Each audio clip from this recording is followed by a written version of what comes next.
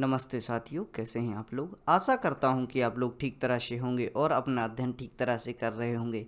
भारतीय इतिहास की यात्रा का यह 89वां व्याख्यान है और इसके अंतर्गत हम बेबल प्लान योजना के बारे में अध्ययन करेंगे। समय चल रहा है 14 जून 1945 का और इस समय में आपको पता होगा कि यह जो समय था जो कि द्वितीय विश्व युद्ध में भारत को शामिल करने के लिए बार बार जो यहाँ पर बातें चल रही थीं, जिस प्रकार के लोभ लुभावनवाद के वादे जो कि ब्रिटिश सरकार के द्वारा भारतीयों पर किए जा रहे थे, बार बार प्रस्ताव लाए जा रहे थे, वह असफल रहते हैं। लिनलिथगो के द्वारा भी यह प्रयास किए गए, जिसके बारे में हमने अगले जो कि पहले आ चुके जो भी व्याख्यान है उसके बारे में अध्ययन किया है। और वह जब विफल होता है तो उसके बाद बेबल प्लान यानी जो बेबल गवर्नर भारत के गवर्नर जनरल बनते हैं, तो बेबल द्वारा एक ये प्लान लाया जाता है जिसे बेबल प्लान के नाम से जाना जाता है, जिसमें भारतीयों को शामिल करने के लिए पुनः प्रयास किया जाता है। आइए समझते हैं बेबल प्लान योजना के बारे में। बेबल प्लान योजना यानी इसका जो समयकाल है वह है 14 जून 1945।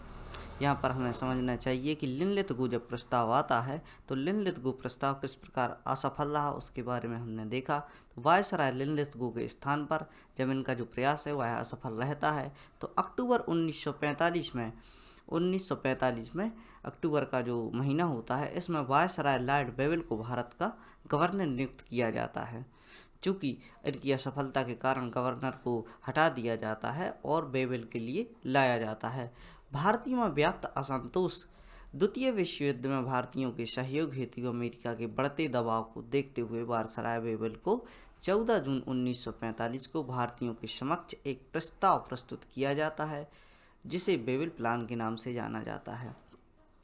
यहाँ पर आपको डेट याद रखनी है कि 14 जून को पहले इनकी जो नियुक्ति होती है और नियुक्ति के तुरंत बाद ही 14 जून 1945 को अमेरिका के बढ़ते दबाव के कारण, चूँकि अमेरिका द्वारा निरंतर दबाव डाला जा रहा था, जिस प्रकार आज हम देख सकते हैं कि यूक्रेन विवाद में जो कि वर्तमान में चल रहा है उसमें अमेरिका के द्वारा कहीं ना कहीं से यह प्रयास किए जा रहे हैं, भारत में अपने जो भी राजदूत हैं उनको निरंतर भेजा जा रहा है, दूसरे देशों के द्वारा प्रयास किया जा रहा है कि किस प्रकार भारत को इस युद्ध में ढकेल दिया जाए या इसमें शामिल कर दिया जाए, किसी भी प्रकार के बयान जो भारत से निकल कर आएँ। उसी प्रकार की बातें हम समझ सकते हैं इतिहास से होती आ रही हैं, यह कोई नई बात नहीं है। और द्वितीय विश्व युद्ध के समय जो अमेरिका द्वारा इसी प्रकार के दबाव डाले जा रहे थे और वर्तमान की जो कि सिचुएशन है उसको देखकर आप समझ सकते हैं कि किस प्रकार की योजनाएं शुरू से ही चली आ रही हैं। अमेरिका द्वारा जब यहाँ पर दबाव डाला जाता है तो जो भी ब्रिटिश गवर्नर होते हैं वह एक के बाद एक प्रस्ताव लाते हैं और उसी प्रकार लिनलिथगो द्वारा जो भी प्रयास किया गया, इसके बाद लॉर्ड बेबल द्वारा भी इसी प्रकार का प्रयास किया जा रहा था कि कैसे भारत को द्वितीय विश्व युद्ध में शामिल किया जाए। इसके पूर्व बेबल ने कांग्रेस का समर्थन प्राप्त करके कांग्रेस के गांधी सहित प्रमुख बंदियों को मुक्त कर देते हैं। यहाँ पर हम देख सकते हैं जो यहाँ पर जो भी अहिंसात्मक रूप से जो भी प्रिजनर्स हुआ करते थे, जो भी नेता हुआ करते थे, जो कि जेलों में बंद हुआ करते थे, उन बंदियों को लॉर्ड बेबल द्वारा मुक्त कर दिया जाता है ताकि कांग्रेस का समर्थन प्राप्त किया जा सके।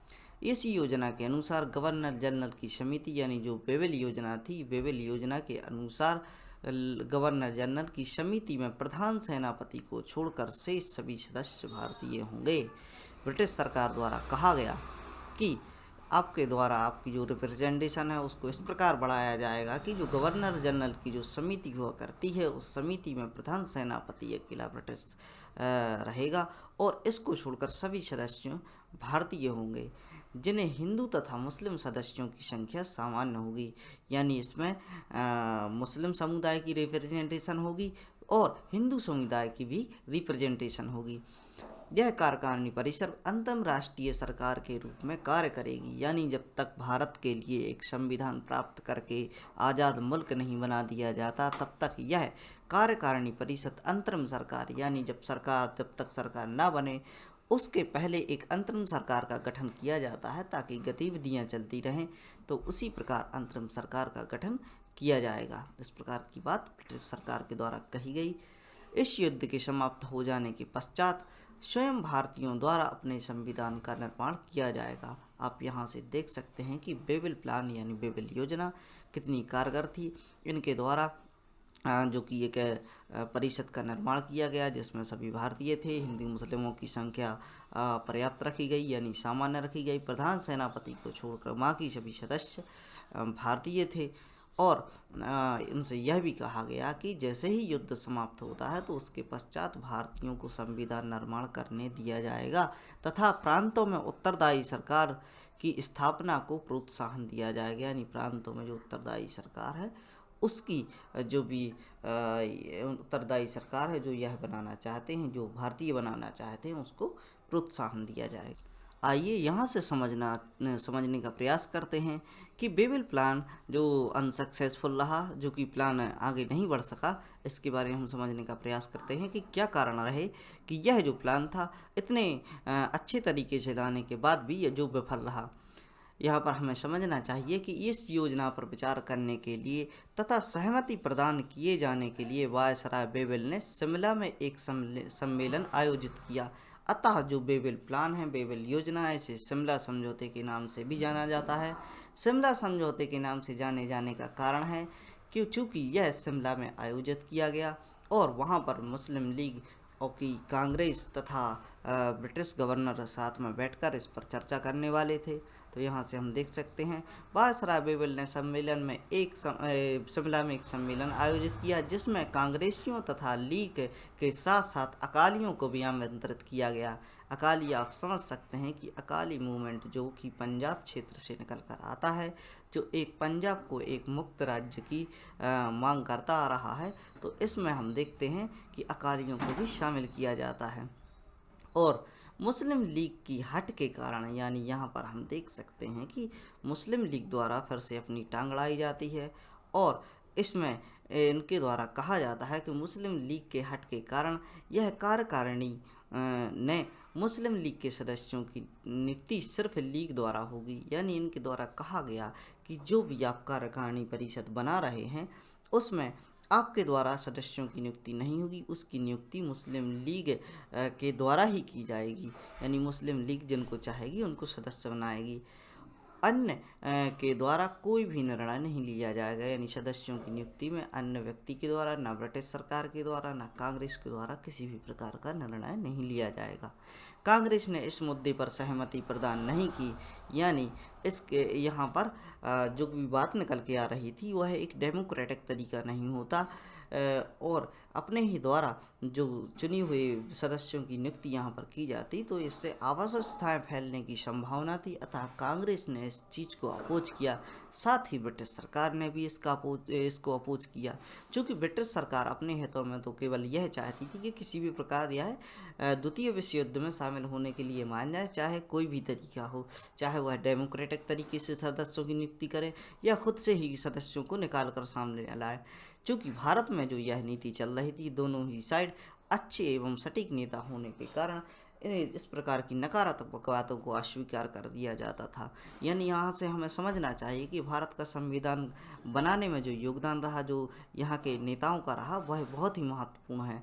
हर प्रकार की बातों को सोचा गया, बहुत ही डिबेट एंड डिस्कशन हुए, जिसके बाद यह संविधान निकल कर आया और एक के बाद एक प्रस्ताव को ठुकरा दिया गया। जब तक कि एक आम सहमति नहीं बन गई तब तक इस प्रकार के विवाद चलते रहे। कांग्रेस ने भी इस मुद्दे पर सहमति प्रदान नहीं की। इस प्रकार कांग्रेस का मुस्लिम लीग द्वारा योजना को अस्वीकार किए जाने पर यह असफल रहा तथा कांग्रेस जब इससे असहमत रहती है और मुस्लिम लीग अपनी हट पर अड़ी रहती है, अतः इस प्लान को अस्वीकार कर दिया जाता है। अतः यह प्लान भी असफल रहता है। आशा करता हूँ कि आपको यह जो व्याख्यान है इसमें जो बातें हैं वो वह ठीक रूप से समझ में आ रही होंगी और आपको जो भी जानकारी प्राप्त की जा रही है, यानी मेरे द्वारा जो आपको जानकारी प्राप्त कराई जा रही है, उसमें मेरा उद्देश्य बस इतना है कि आप बैकग्राउंड इन्फॉर्मेशन को समझें, सारी जानकारियों को समझें, ताकि आप अपने विचार बना सकें और समझ सकें कि किस प्रकार भारत के संविधान का निर्माण हुआ, किस प्रकार हमारे इतिहास में चर्चाएँ हुई। और क्वेश्चन तो ऐसी बात है कि कैसे भी करके क्वेश्चन आते हैं। यदि आपको आपकी जो बेसिक नॉलेज है, सामान्य जानकारी है, तो यदि आपकी वो सटीक हो जाती है तो आप किसी भी प्रकार के क्वेश्चन का आंसर दे देते हैं। फैक्ट पढ़ने में एक सामान्य समस्या यह होती है कि केवल आपको फैक्ट की जानकारी होती है। यदि प्रश्न को थोड़ा भी घुमा दिया जाए तो आप एग्जामिनर के लिए बोलते आते हैं कि जब भी एग्ज़ाम देने के बाद आप आते हैं तो कहाँ से पेपर सेट कर दिया, कैसे कर दिया, इस प्रकार की बातें होती हैं। यदि आपको एक फैक्ट वाइज अध्ययन ना करके किसी आर्टिकल बेस पे अध्ययन करते हैं तो आपका प्रश्न कहीं भी नहीं जाता, क्योंकि आपको बैकग्राउंड इन्फॉर्मेशन है, उस समय को आपने जिया है, आप उस समय में जाकर अपना अध्ययन कर रहे हैं, यानी समझ रहे हैं कि किस प्रकार की योजनाएं चल रही थी, किस प्रकार इसका विरोध किया जा रहा था, कौन से नेता इसमें शामिल थे, किस पार्टी के द्वारा बातों को रखा गया, किसके द्वारा अपोज किया गया। इस प्रकार की जानकारी आप प्राप्त करने के बाद किसी भी प्रश्न का उत्तर आसानी से दे सकते हैं। इस प्रकार की जो बातें हैं उसको आपको समझना होगा। ऐसे ही पढ़ते रहिए, खुश रहिए। जय हिंद, भारत माता की जय।